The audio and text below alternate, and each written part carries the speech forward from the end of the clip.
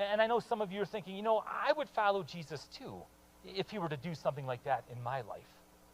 To which I think Peter would look at us and say, seriously? I mean, come on, are you kidding me? What? I mean, Jesus did a fish trick for me. Do you know what Jesus did for you? Peter would say, you should, because I've dictated 2 letters for you. And in fact, those letters that I dictated, they were so important, they were so valuable to the early church that they meticulously copied it. And then maybe Peter would read to us from his letter. In 1 Peter chapter 2, verse 23, when they hurled their insults at him, he did not retaliate. Peter would say, I saw this with my own eyes. I was a first-hand witness. I was there. I was there when they took my friend away, when they arrested him in the Garden of Gethsemane. I was there when they beat him and when they ultimately crucified him. Peter would say, have you ever seen a crucifixion?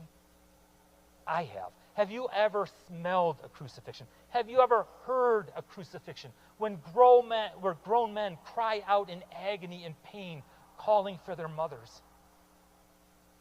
When they hurled their insults at him, he did not retaliate. When he suffered, he made no threats. Do you realize how abnormal that is?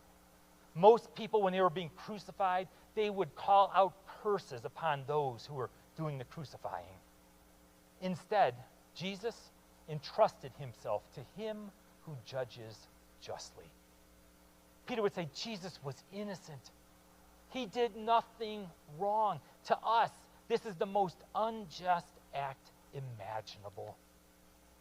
He himself bore our sins in his body on the cross, so that we might die to sins and live for righteousness. See, he bore our sin on the cross, so that you and I, we can die to sin. I mean, we know what sin does, right? Sin separates us from God.